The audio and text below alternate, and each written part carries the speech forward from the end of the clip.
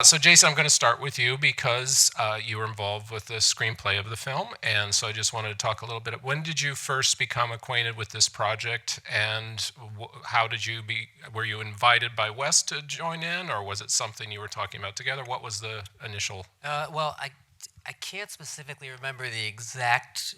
It's a little foggy exactly, but I do remember that when we started, I had a daughter, and now the movie's come out, and I have another daughter and a son, and it was quite some time ago.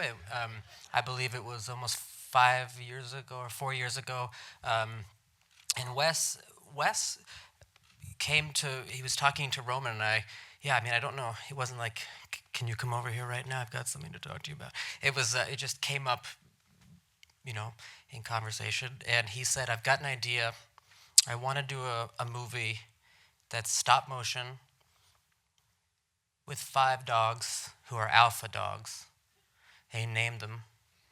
And there's trash. And that's all I've got right now. And it sounded. And you stayed true to that. Yes. And I was excited to do it, to try to figure out what it was that Wes had he had like those three little primary ingredients, but a feeling about it, and it was wonderful. And trash. So what was the writing process like then?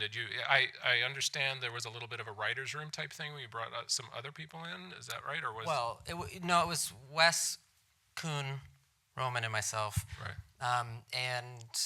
It began really the writing process. Wes lives overseas most of the time. I live here, and Roman lives in San Francisco, and Kuhn lives in Japan. Wow. So there was quite a lot of planning involved.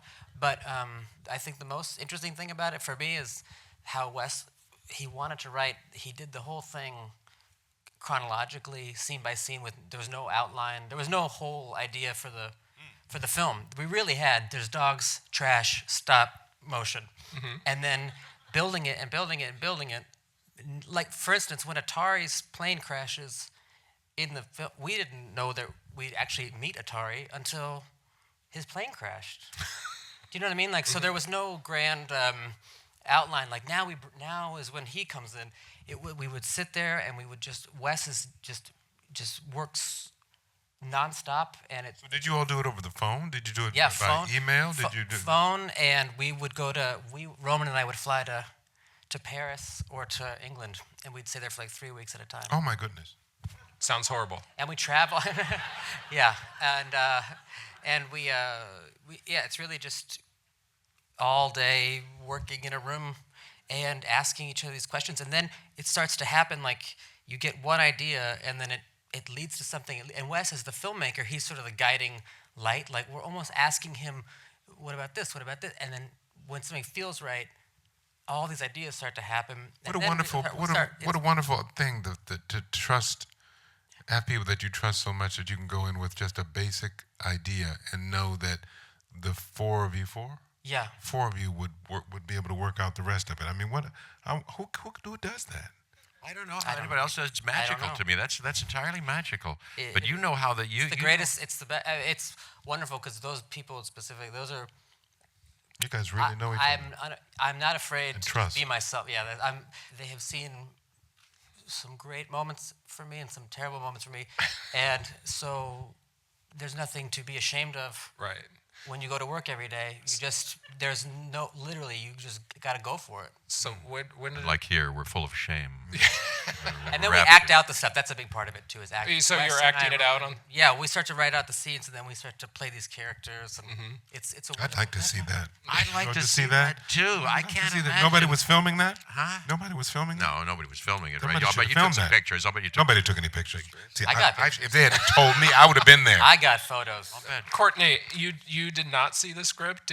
You were just the narrator. What did you know, and what did he say nothing. as far as when he said narrator? Wes and I worked about 1993 at Sundance Lab, and so it was he called me, and I was so happy to, I've always wanted to crack into this voiceover animated world. It's very tough not to crack these days, and so he called me, and I jumped, and I can't remember, Jason, if I read the script. It was a while ago. I can't remember. Jeff, I can't remember. Where did you record? Ginkgo biloba. Ginkgo biloba. Yes.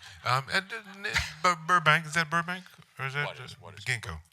Oh, you're talking about something else. Ginkgo biloba is the memory. Take. That's something else. That's something Just else. recommending. The studio was somewhere in Burbank. It's not the name of the studio. So were you all by You yourself? can write at Ginkgo biloba. You go to stage 3 on Ginkgo biloba. That's crazy. Were you all by yourself when you recorded? Absolutely. Me Okay. and what was Wes there? Wes may have been in Japan or somewhere. Where was he? He's probably in England. In England. So we were over the phone, and it took us a minute because he had a very particular vision of what the narrator is supposed to sound like, and I thought I knew. I saw the copy. I said, "Oh, I know how to do this. I know what this is." And then he said, "No, that's not it." What do you mean? Like did you read it out loud and then? I'm going to stop you right here. My rhythm is but this wasn't the rhythm of the piece, and so we had to work together. Jeff. We had to work together. We had to stop hitting me. Hey, that jacket's we had to loud. work together. That's a good slap. But your voiceover, I haven't told you, it's so beautiful. I mean, the whole movie is so beautiful. Jeff. We trust Jeff. Wes, but he uses us Jeff. all so beautifully. But your voiceover is particularly That was gravitas. Wes. It has a That's beautiful Wes. gravitas and I think I had a cold. It sounds like I have a cold. whatever No, it doesn't. whatever it does. Doesn't Sounds sound like great. that. No, but I didn't sound like that initially. What do you say? You said the Isle of Dogs. You have a sort of a It had a movement to it. It had a movement. gorgeous, and something about your S's. Don't you go There's a word- Isle of Dogs? Yes, I was Something's dogs Oh. or something. I'm gonna work on that. I'm gonna work on that. It's intoxicating. Okay. Yes. Jeff, I understand that you recorded your sequence or your voiceover in an entirely different way. Were you hearing other people, and where were you, and how did that work? He asked me to go to this lovely session. Sounded like a lovely session because I love interaction, and Bob Alaban and Bill Murray and Ed Norton and Bryan Cranston, all us dogs were going to be in New York, and I couldn't go. Scheduling didn't allow me to go. So I did my part all by myself at a recording studio somewhere near here. Ginkgo. Not Ginkgo biloba, no. And was that and turmeric. Wes was not he was he was in New York, I think. And I just realized I thought he was on a phone, but he was at some kind of recording studio in a booth. Jeremy Dawson told me, one of the other producers, very concentrated on, and it felt like a very intimate and delightful work session between us. He's spectacular, as you know, and that's what we did. And then I never saw him. That's the last. And then he would send me. He or You Jeremy didn't even would see send him me. then. Huh? You didn't even see him then.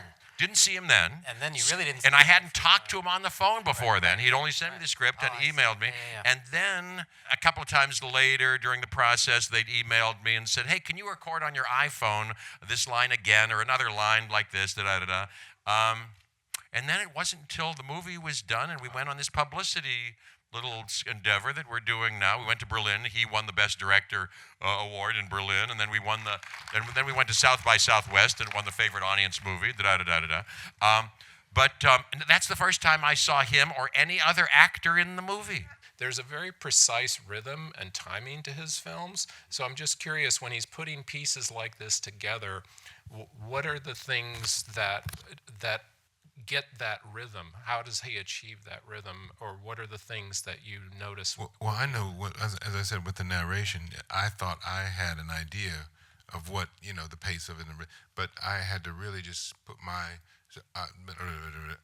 oh, that's not it. Okay, where are we, Wes? So we did the first half of it, and we kind of got a rhythm. And then we did the second half of it, thinking that we had the first half down. We did the second half. But the second half is when I think he really found the voice, the rhythm of the narrator. And he said, okay, so we finished it. And then he said, let's go back and do the first half over again with the second half rhythm that we found. And I said, got it. Okay, let's go back. Because we did. We had found so it just took, and you had to be patient and not get frustrated, and just be, because it's his vision. And I wanted to help me help you, help me help you. Well, I will say, when you, like today watching it with my wife, and, there is so much not talking of the dogs. And the animators are really, I think they're like, it's like real magician. I know magic's real, but like a other kind of, it's like magic. I mean, the fact that there's a puppet that's this big, and a little face, and they go that, and then take a picture, and that, and take a, and then there they are, and Wes was saying that the animators, the voices were so helpful, and they would listen to them all the time, and even when the characters are not speaking, like when I see the film, like I look at Jeff's, and I think that's there. He's alive. He's not he's alive, and to be able to put life into something that is not talking for a lot of the movie is incredible. Like if you just I've watched scenes, just watch the Bob Balaban, and it's Bob Balaban. I mean, it's really spooky. How big are the? You said the puppets are like that big? Well, there are puppets. There are puppets that are really little, for wide, super wide shots. But how big is Jeff? And then there's this. Can I tell you another thing that's crazy? I don't have a puppet. I don't know. I'm not the puppet master. Maybe someday. But I heard that Wes had to pick before the film started, roughly all the movements that he thought that he would need the dogs to make so that they could build anything special. Movements or the puppets? The movements? No, the movements of so that each dog basically what is their range of motion going to be? Do you think you'll ever have them do this? And to do that and to select that up front is, I mean, that seems very frightening. I mean, To really know the dogs. truly, yeah, and it's it's just. I guess so, because you got to tell the puppet makers, in this one we're going to need that. This one we don't need so much, but this one we're going to need them to be able to go. But there are various sizes. I mean, the baby dogs are tiny. I mean, they are smaller. They're smaller than the adult small dogs. How ironic. Yes, you can't believe it. Well, gentlemen, I want to thank you for being here and Any questions? and giving us some insight in the film.